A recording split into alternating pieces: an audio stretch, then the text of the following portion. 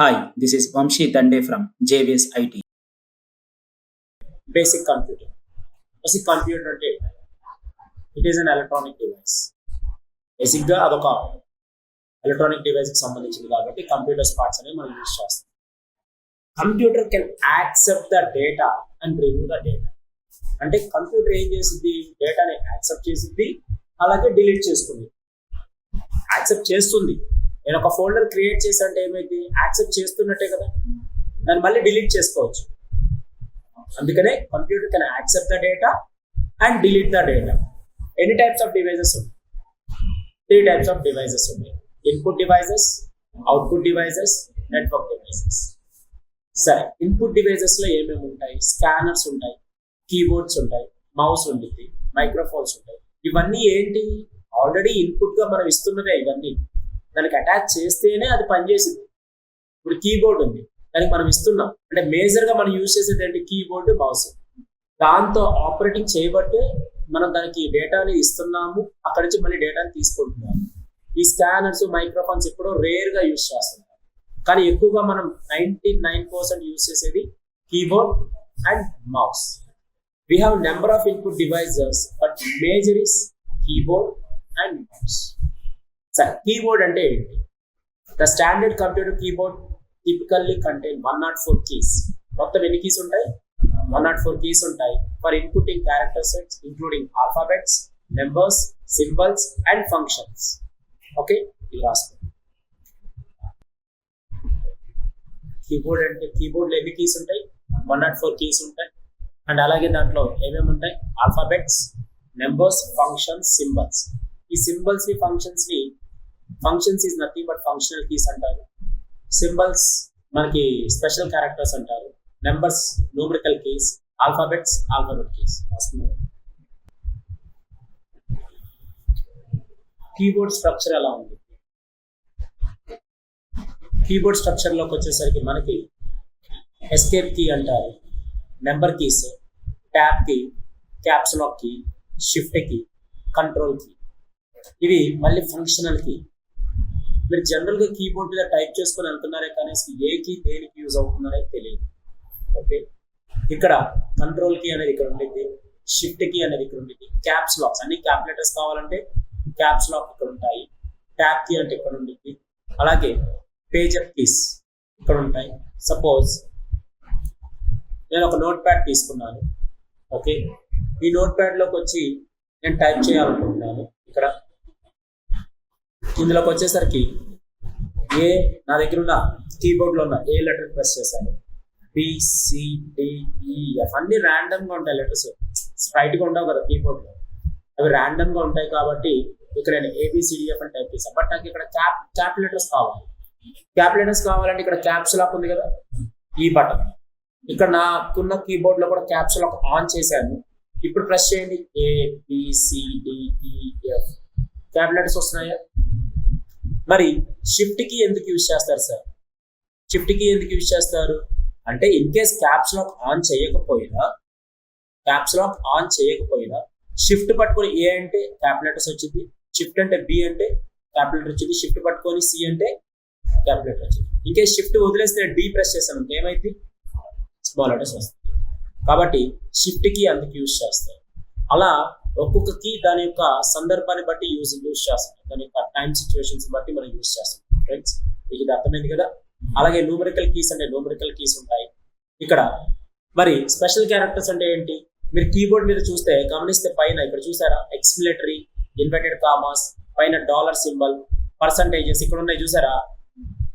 వాటికి షిఫ్ట్ పట్టుకొని ప్రెస్ చేస్తే వస్తాయండి. షిఫ్ట్ 2, 3, 4, 5. సార్ 5 అనేది 5th లెటర్ రావాలి కదా మనకి, న్యూమరిక్ 5 రావాలి కదా అంటే షిఫ్ట్ ప్రెస్ చేయడం వల్ల స్పెషల్ క్యారెక్టర్స్ యాక్టివేట్ అవుతాయి.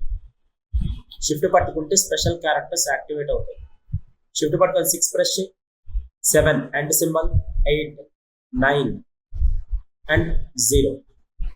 వీటిని ఏమంటారు? Special characters. అవి షిఫ్ట్ పట్టుకుంటే వస్తాయి. అదే నువ్వు షిఫ్ట్ పట్టుకోకుండా ప్రెస్ చేయి, ఇక్కడ 1, 2, 3, 4, 5, 6, 7, 8, 9, 0. మీకు ఆ డిఫరెన్షియేషన్ తెలుస్తుందా ఫ్రెండ్స్? ఓకే, ఇలా ఆ డిఫరెన్షియేషన్ మనకు తెలియాలి. షిఫ్ట్ పట్టుకుంటే సార్ ఇది ప్రెస్ చేయాలి. ఓకే, షిఫ్ట్ పట్టుకుంటే ఇది ప్రెస్ చేస్తే మనకి స్పెషల్ క్యారెక్టర్స్ యాక్టివేట్ అవుతాయి. మరి F1 నుంచి F12 ఉంది, వీటిని ఫంక్షనల్ కీస్ అంటారు. ఇవి దేనికి యూజ్ అవుతాయి? కొన్ని చోట్ల ఫుల్ స్క్రీన్ యూజ్ చేయడానికి యూజ్ చేస్తారు, కొన్ని చోట్ల క్లోజ్ చేయడానికి యూజ్ చేస్తారు, కొన్ని చోట్ల కాపీ పేస్ట్ చేయడానికి యూజ్ చేస్తారు. అప్లికేషన్ బట్టి దాని యొక్క షార్ట్ కట్ కీ మారుతూ ఉంది. మనం నేర్చుకుంటుంది ఏంటి? ఎంఎస్ ఆఫీస్ లో వాటికి ఎంతవరకు యూజ్ చేస్తామో అంతవరకు యూజ్ చేస్తాం. అదే ఆపరేటింగ్ సిస్టమ్కి వచ్చినప్పుడు అది ఎంతవరకు యూజ్ అవుతుంది అనేది అంతవరకు యూజ్ అవుతుంది. అదే వేరే డిజైనింగ్ అప్లికేషన్కి వచ్చినప్పుడు ఆ ఫంక్షనల్ కీస్ ఎంతవరకు యూజ్ అవుతాయో అంతవరకు వస్తాయి.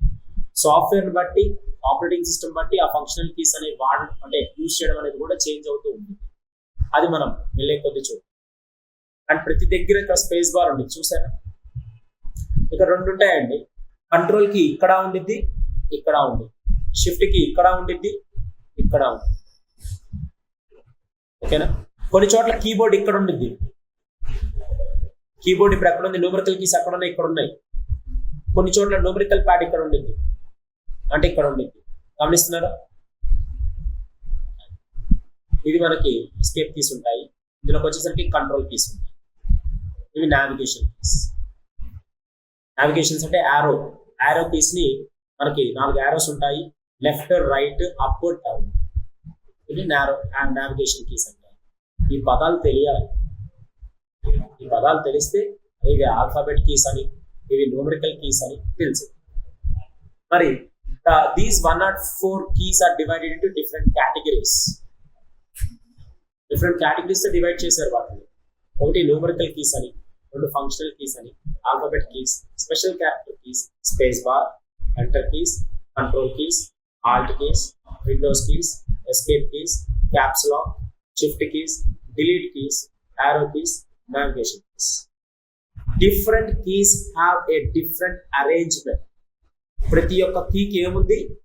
దాని యొక్క డిఫరెంట్ అరేంజ్మెంట్ అనేది ఉంది. Of these keys on the keyboard. అంటే అవి ఒక స్ట్రైట్ గా ఉన్నాయా, ర్యాండమ్ గా ఉన్నాయా? ర్యాండమ్ గా ఉంటాయి. ఏబిసి అని స్ట్రైట్ గా ఉన్నాయా? లేదు. ఏ ఎక్కడ ఉంది, బి ఎక్కడ ఉంది, సి ఎక్కడ ఉంది. అందుకే అంటారు different keys as a different arrangement. ఎక్కడెక్కడ ఉన్నాయి ర్యాండమ్ గా. ఓకే, ర్యాండమ్ గా కీస్ అనేవి కీబోర్డ్ లో ఉన్నాయి. అదే చెప్తున్నాం ఇక్కడ. అలాగే few keyboards have a volume increase and decrease keys.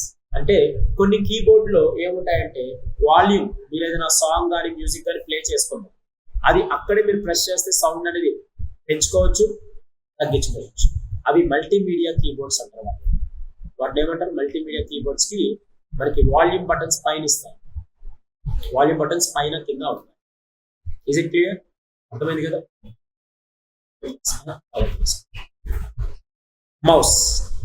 Mouse అంటే ఏంటి? జనరల్ గా మౌస్ ఏదో పట్టుకొని ఏదో ఆపరేట్ చేస్తూ ఉంటాయి. అసలు మౌస్ లో ఎన్ని టైప్స్ ఉంటాయి? 3 క్లిక్స్ ఉంటాయండి. Mouse contain 3 properties. One is left click, second one is middle click, దాన్ని స్క్రోల్ బార్ అంటారు. Third one is right click. మరి లెఫ్ట్ క్లిక్ ఎక్కువగా యూజ్ చేస్తామండి. 95% మనం వాడేది లెఫ్ట్ క్లిక్. ఓకే, అలాగే రైట్ క్లిక్ దేనికి యూజ్ చేస్తాం? మనం మెనూ ఆప్షన్స్ కి యూజ్ చేస్తాం. లైక్ ప్రాపర్టీస్ కి. ఓకే, మరి స్క్రోల్ బార్ దేనికి యూజ్ చేస్తాం? అప్ అండ్ డౌన్, పైకి కిందకి అప్ అండ్ డౌన్ చేయడానికి యూజ్ చేసేది స్క్రోల్ బార్. లెఫ్ట్ క్లిక్ దేనికి యూజ్ చేస్తాం? 1 click for selection mode. 1 click దేనికి సంబంధించింది? సెలెక్షన్ మోడ్ కి సంబంధించింది. సపోజ్ ఇక్కడ ఉంది, ఇక్కడ ఒక ఫోల్డర్ ఉంది. ఓకే, ఈ ఫోల్డర్ ఇలా సెలెక్ట్ చేస్తే ఏమైంది? సెలెక్షన్ మోడ్ అయింది. లెఫ్ట్ క్లిక్ చేశాను. అదే దీన్ని డబుల్ క్లిక్ చేస్తే ఓపెన్ మోడ్ అయింది. అంటే ఒక ఫోల్డర్ ని మనం ఇలా ఇలా ఇలా సెలెక్ట్ చేస్తే ఏమైంది? సెలెక్షన్ మోడ్ అయింది, 1 క్లిక్. అదే డబుల్ క్లిక్ చేస్తే ఓపెన్ మోడ్. ఆన్సర్ మీ దగ్గర ఉంది కదా, అదే చెప్తున్నా ఇక్కడ. 1 click for selection mode, double click for open mode. అది ఓపెన్ చేసుకోవచ్చు ఏదైనా సరే. ఓకే, మరి ఇది లెఫ్ట్ క్లిక్ అండి. మరి రైట్ క్లిక్ ఏం చేసింది? Properties mode. We can view any object, folder, file, properties. అది ఏదైనా కానీ, అదొక ఆబ్జెక్ట్ కానీ, లేదా ఫోల్డర్స్ కానీ, ఫైల్స్ కానీ, అప్లికేషన్స్ కానీ, ఏవైనా సరే దాని ప్రాపర్టీస్ ని చెక్ చేయడానికి యూజ్ చేసేదే right click. Left click 95% use చేస్తే రైట్ క్లిక్ 5 to 10% యూజ్ చేస్తాం. చాలా రేర్ కేసెస్లో యూజ్ చేస్తాం. అంటే ఇక్కడికి వచ్చి మనం రైట్ క్లిక్ చేసి దీని మీద రైట్ క్లిక్ చేస్తే ఏమొస్తుంది, దీని యొక్క ప్రాపర్టీస్ వస్తున్నాయి చూడండి. ఇవన్నీ ప్రాపర్టీస్. ఇక్కడ నుంచి మనం కట్ చేసుకోవచ్చు, ఇక్కడ నుంచి కాపీ చేసుకోవచ్చు, ఇక్కడ నుంచి ఓపెన్ చేసుకోవచ్చు, ఇక్కడ నుంచి డిలీట్ కూడా చేసుకోవచ్చు. ఇక్కడికి వచ్చి చూడండి, ఓపెన్ అంటే ఓపెన్ అయితే అంత దూరం వెళ్ళాలా? ఇక్కడ డబుల్ క్లిక్ చేస్తే ఓపెన్ అవుదా? లెఫ్ట్ క్లిక్ తో డబుల్ క్లిక్ చేస్తే ఓపెన్ మోడే కదా. మరి ఇక్కడ కూడా రైట్ క్లిక్ చేసి మనం ఓపెన్ చేసుకునే ఫ్లెక్సిబిలిటీ ఇచ్చాం. అంటే ఒక ఫోల్డర్ ని కానీ, ఒక ఫైల్ ని కానీ, ఏదైనా ఒక సాఫ్ట్వేర్ ని కానీ ఏదైనా ఓపెన్ చేయాలి అంటే సెలెక్ట్ చేసుకోవచ్చు, డబుల్ క్లిక్ చేసుకోవచ్చు, అలాగే రైట్ క్లిక్ చేసి ఓపెన్ చేసుకోవచ్చు. రైట్ క్లిక్ అంటే ఏంటి? ప్రాపర్టీస్. ఇది అసలు దీని యొక్క ప్రోడక్ట్ ఏంటి, ఇది ఎప్పుడు క్రియేట్ అయింది? Right click properties. ఇది ఎప్పుడు క్రియేట్ అయింది, దీని సైజ్ ఎంత, దీంట్లో ఏమేమి ఉన్నాయి, ఎన్ని ఫైల్స్ ఉన్నాయి అని చూసుకోవడానికి యూజ్ చేసేదే ప్రాపర్టీస్. ఈ ప్రాపర్టీస్ లో కూడా మనకి కట్ ఆప్షన్స్ వస్తాయి. అంటే ఒక చోట నుంచి ఇంకో చోటకి కట్ చేయాలా, లేదా కాపీ చేయాలా, లేదా ఎక్కడికైనా సెండ్ చేయాలా, దీన్ని డిలీట్ చేయాలా, రీనేమ్ చేయాలా, ఇలాంటి ప్రాపర్టీస్ కూడా చాలా ఉంటాయి ఫ్రెండ్స్. ఇది మనం వెళ్ళే కొద్ది చూద్దాం. ఇదైతే properties. Right click is nothing but properties.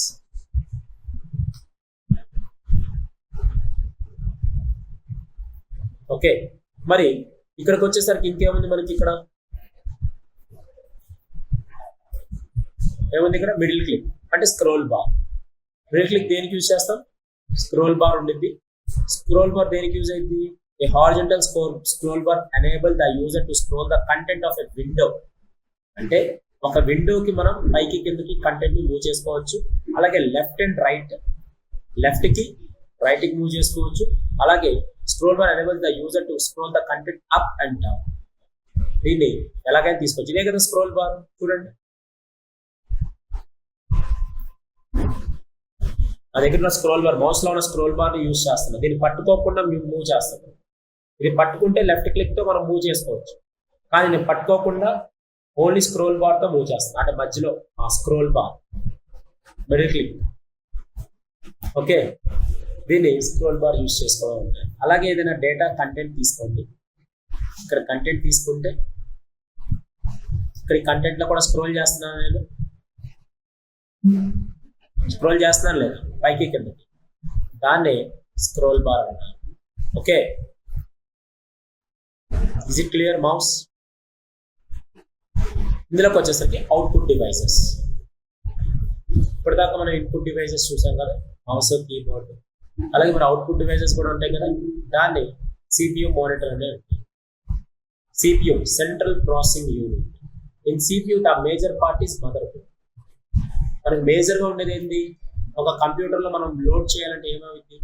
అసలు మన మనిషికి మైండ్ లో ఏముంటుంది? మన మనిషి వర్క్ చేయాలంటే అసలు ముందు ఏముండాలి? Brain, heart, these are the major components. అలాగే ఈ కంప్యూటర్ అనే దాంట్లోకి మెయిన్ గా పనిచేయాలి అంటే ఏముండాలి అంటే మదర్ బోర్డ్. ఆ mother board with chip set తో అన్ని కండెన్సర్స్ అన్ని కనెక్ట్ పెడితేనే ఇది కనెక్ట్ అయింది. మరి to connect all the devices, mother board ఒకటి పెడితే అవ్వదు. దాంట్లో మళ్ళీ డివైజెస్ ఉంటాయి కదా, ర్యామ్ అని, హార్డ్ డిస్క్ అని, ర్యామ్, హార్డ్ డిస్క్, బ్యాటరీ, అలాగే ప్రాసెసర్స్, ఇవన్నీ ఇంటిగ్రేట్ చేస్తే అప్పుడు మనకి సిస్టమ్ రన్ అయ్యింది. ఓకే, క్లియర్ కదా? అలాగే కంప్యూటర్ లోపల ఉండాల్సిన మదర్ బోర్డ్ అనేది మేజర్. దాని మిగతా అన్ని ఏంటంటే సపోర్టెడ్ మేజర్ పార్ట్స్ అన్నమాట. Display unit is nothing but monitor. మనం చూసే డిస్ప్లే ఉంది కదా, దీన్ని మానిటర్ అంటారు. అదే ల్యాప్టాప్ కి ఏముంటుంది? ఇన్బిల్ట్ ఉంటుంది. ఇన్బిల్ట్ అంటే ఏంటి? దానికి అటాచ్ అయ్యి ఉంటుంది ల్యాప్టాప్ కదా. అదే డెస్క్టాప్ కి ఏముంటుంది? CPU will be separate and the monitor will be separate. CPU separate గా ఉంటుంది, మానిటర్ సపరేట్ గా ఉంటుంది. కాబట్టి దాన్ని డిస్ప్లే యూనిట్ మానిటర్ కింద పిలుస్తారు. ఇది కూడా మనకు అవుట్పుట్ డివైజెస్ చూడడానికే కదా, ఇది చూడడానికే. సిపియూ కూడా ఏంటంటే జస్ట్ బయట నుంచి విజిబిలిటీ కోసమే. లోపల ఇంటర్నల్ పార్ట్స్ ఏమైనా కదిలిస్తాం మనం. అది స్టోరేజ్ అనేది మనకి ఎలా ఉంటుంది? ఇంతకుముందు పాత డేస్ అంటే ఓల్డెన్ డేస్ లో మనకి ఫ్లాపీ డ్రైవ్స్ ఉంటాయి. అలాగే ఇంకేముంటాయి? సిడి డ్రైవ్స్ ఉంటాయి. దాంట్లో సిడి రైట్ చేసి ఇచ్చేవాళ్ళం. కానీ ఇప్పుడు ఏమొచ్చాయి, పెన్ డ్రైవ్స్ వచ్చాయి, ఎక్స్టర్నల్ హార్డ్ డిస్క్స్ వచ్చాయి. ఇవన్నీ ఏంటంటే స్టోరేజ్ కిందకి మనకి రన్ అవుతూ ఉన్నాయి. ఓకే, స్టోరేజ్ ఏం చేసింది, ఇక్కడున్న ఫైల్ ఉంది, నేను పెన్ డ్రైవ్ పెడితే ఈ ఫైల్ని నేను కాపీ చేయొచ్చా, రైట్ క్లిక్ కాపీ చేసి అదే పెన్ డ్రైవ్లోకి నేను పేస్ట్ చేసి పంపచ్చు. కానీ స్టోరేజ్ అంటే ఒక డేటాని మనం ఎక్కడైనా స్టోర్ చేయాలి అంటే దానికి సపోర్టెడ్ లేయర్ అనేది ఒకటి కావాలి. అది ఏంటి, అది పెన్ డ్రైవా, హార్డ్ డిస్కా, లేకపోతే ఏంటి, అది సపరేట్ స్టోరేజ్ ఏరియా అనేది ఉంటుంది. దాన్ని చేసుకునేదే స్టోరేజ్ అంటే. ఇప్పుడు అందరికీ తెలుసు pen drives latest pen drive పెట్టగానే దాంట్లో ఏమైనా కావాలంటే సాంగ్స్ కానీ, డేటా కానీ, కంటెంట్ కానీ ఏదైనా కావాలి మనం పోస్ట్ చేసుకోవచ్చు, సెండ్ చేసుకోవచ్చు, స్టోరేజ్ చేసుకోవచ్చు. Network devices is nothing but internet. Network devices అంటే ఏంటి, ఇంటర్నెట్. మరి one network to another network move the data. ఒక నెట్వర్క్ నుంచి ఇంకో నెట్వర్క్ కి మూవ్ ద డేటా అంటే ఎగ్జాంపుల్స్ ఏదైనా ఇవ్వచ్చు కదా sir. Gmail is the best example. WhatsApp, Gmail ఇవన్నీ ఏం చేసింది, మనకు మూవబుల్ చేసింది డేటాని ఒక చోట ఇంకో చోటకి. అదే మూవబుల్ చేయాలంటే పెన్ డ్రైవ్ పెడుతున్నాను అంతే కదా, ఇక్కడ డేటా కాపీ చేస్తున్నావు, వేరే చోట పేస్ట్ చేస్తున్నావు, తీసుకుంటున్నావు, స్టోరేజ్ చేసుకుంటున్నావు. అలాగే మెయిల్ పంపాలి, నీకు ఒక మెయిల్ పంపాలి, నీకు నేను ఒక 5 ఫొటోస్ పంపాలి, మీకు నేను 5 ఫొటోస్ పంపాలి అంటే అయితే నేను పెన్ డ్రైవ్ పెడితే అది ఏమైంది, నాకు స్టోరేజ్ ఏరియా అయింది. ఇది హార్డ్ కాపీ స్టోరేజ్ అయింది. అది నేను సాఫ్ట్ గా పంపాలంటే ఏం చేయాలి, యూజింగ్ విత్ మెయిల్, ఇంటర్నెట్, మళ్ళీ నెట్వర్క్ డివైసెస్ ని కనెక్ట్ చేయాలి. అయితే వాట్సాప్ ద్వారా అయినా పంపించాలి ఫొటోస్, లేదా మెయిల్ ద్వారా అయినా పంపించాలి, ఇంకా ఆల్టర్నేటివ్ ఇంకేదైనా ఇంటర్నల్ గా మెయిల్స్ ఏమైనా ఉంటే దాని ద్వారా అయినా పంపించుకోవచ్చు. కాబట్టి నెట్వర్క్ డివైసెస్ ఏంటంటే ఏం చేస్తాయంటే, ఇంటర్నెట్ ఏం చేస్తుందంటే మెయిల్స్ ని కానీ, డేటాని కానీ, డౌన్లోడింగ్ కానీ, మనకు కావాల్సిన ఇన్ఫర్మేషన్ కానీ కాపీ చేసుకోవచ్చు, డౌన్లోడ్ చేసుకోవచ్చు, అలాగే మనం మూవ్ చేసుకోవచ్చు. వాటి నెట్వర్క్ డివైసెస్ అంటారు. Operating systems. Let's see operating systems. How many types of operating systems? చాలా టైప్స్ ఉంటాయి ఆపరేటింగ్ సిస్టమ్. యుబంటో ఉంటుంది, విండోస్ ఉంటుంది, చాలా ఉంటాయి, లైనక్స్ ఉంటుంది. కానీ మనకి తెలిసిన ఆపరేటింగ్ సిస్టమ్ అంటే అందరికీ స్మార్ట్ మొబైల్స్ ఉన్నాయి. మొబైల్ రన్ అవ్వాలంటే ఏదో ఒకటి ఉండాలి కదా, ఏముంటుంది, ఆండ్రాయిడ్. ఓఎస్ అంటారు కదా, ఆండ్రాయిడ్ అనే ఓఎస్ ని ఇన్బిల్డ్ చేస్తేనే నీకు ఆపరేటింగ్ సిస్టమ్ రన్ అయింది. ఓపెన్ అవ్వాలంటే దానికి ఏదో ఒక ఆపరేటింగ్ సిస్టమ్ బ్యాక్ ఎండ్ లో రన్ అవుతుంది కదా, అక్కడ ఆండ్రాయిడ్ ఉంది, ఇక్కడ విండోస్ అవుతుంది. ఇక్కడ ఆండ్రాయిడ్ ఉంటే ఇక్కడ విండోస్. మొబైల్లో ఇంకొక ఓఎస్ చెప్పు, ఐఫోన్కి ఏముంటాయి, ఐఓఎస్ ఉంటుంది అంతే కదా. ఐఫోన్కి మనకి ఏముంటాయి, దానికి సంబంధించిన ఓఎస్ ఆపరేటింగ్ సిస్టమ్ అనేది మనకు రన్ అవుతుంది. ఓకే, అలాగే దీనికి సంబంధించిన ఆపరేటింగ్ సిస్టమ్స్ ఏమున్నాయి, OS is nothing but it is a software. ఆ సాఫ్ట్వేర్ ని లోడ్ చేస్తేనే మనకి సిస్టమ్ ఆన్ అయ్యింది.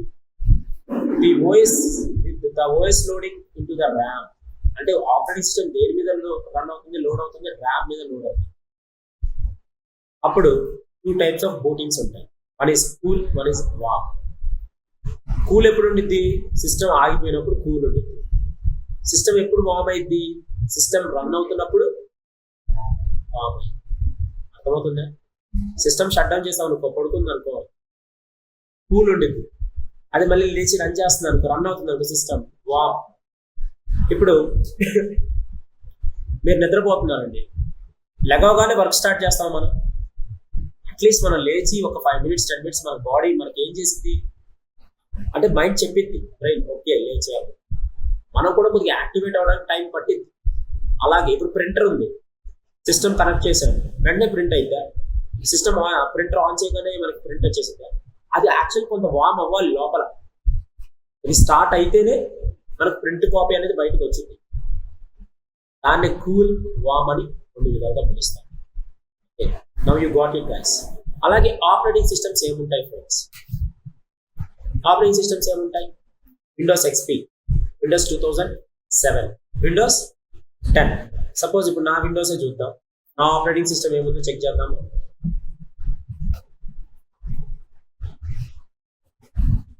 విండోస్ 11 కూడా మనకి నడుస్తుంది. విండోస్ 11, 10 + 11 విండోస్ 7 2007 కూడా బాగా విండోస్ 7 కూడా బాగా వచ్చింది. ఓకే, విండోస్ 7 అండ్ అలాగే విండోస్ 10. అలాగే ఓఎస్ లోడెడ్. ఓఎస్ లోడెడ్ అంటే ఏముంది? విండోస్ ఓఎస్ లోడ్ అయిన తర్వాత ఆపరేటింగ్ సిస్టమ్ లోడ్ అయింది కదా, ఏదో ఒకటి తీసుకుంటాం కదా. విండోస్ ఎక్స్పీ, విండోస్ 7, విండోస్ 10 తీసుకున్నప్పుడు దానికి ఓఎస్ ఆపరేటింగ్ సిస్టమ్ లోడ్ అయిన తర్వాత మనకి ఏం కనిపించింది? Either Windows in C drive OS will be loaded.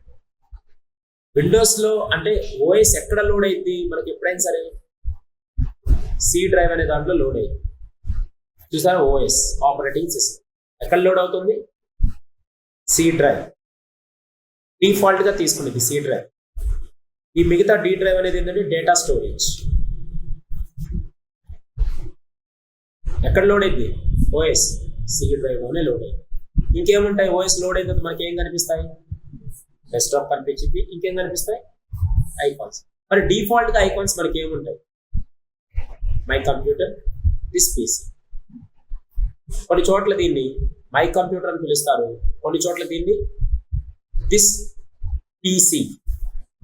This PC అంటే this personal computer. PC personal computer. Is it clear? ఇప్పుడు ఏముంది, మామూలుగా ఇంతకుముందు పేరేమి ఇచ్చారు? మై కంప్యూటర్ అని ఇచ్చేవాళ్ళు, అంటే నాది కంప్యూటర్. ఇప్పుడు ఏమైంది? దిస్ పీసీ అయింది, దిస్ పర్సనల్ కంప్యూటర్ అని ఇచ్చారు. ఇంకేముంటాయి? డాక్యుమెంట్స్ ఉంటాయి. మహా అయితే డాక్యుమెంట్స్ తీసుకోవచ్చు. మై డాక్యుమెంట్స్, షేర్డ్ ఫోల్డర్స్ ఉంటాయి.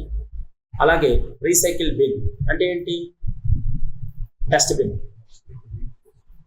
అంటే డిఫాల్ట్ గా వచ్చేది ఓఎస్ లోడ్ అయిన వెంటనే డిఫాల్ట్ గా వచ్చేది. మనకి మొబైల్ కొత్త ఫోన్ తీసుకున్నాం అనుకో, ఆపరేటింగ్ సిస్టమ్ అంతా రన్ అవుతూ లోడ్ అవుతూ వచ్చింది. లోడ్ అవుతూ వస్తున్నప్పుడు కొన్ని సెట్టింగ్స్ తో కొన్ని డిఫాల్ట్ ఐకాన్స్ వస్తాయి. అలాగే విండోస్ మొత్తం లోడ్ అయిన తర్వాత మనకు వచ్చే default icons this PC, recycle bin, అలాగే మై నెట్వర్క్స్, అలాగే my documents, Internet Explorer and my networks.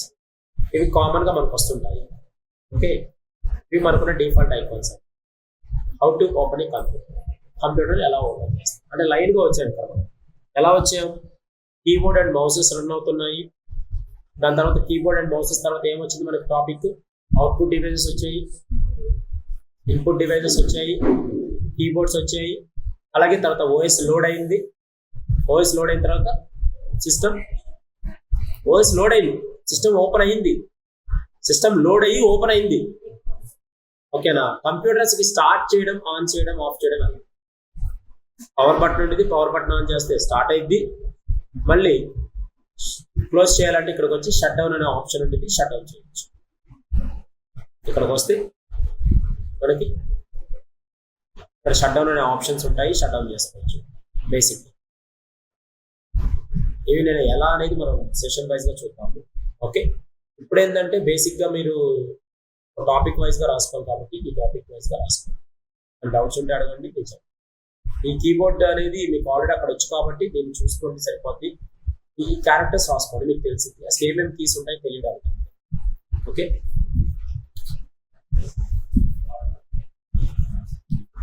thank you friends.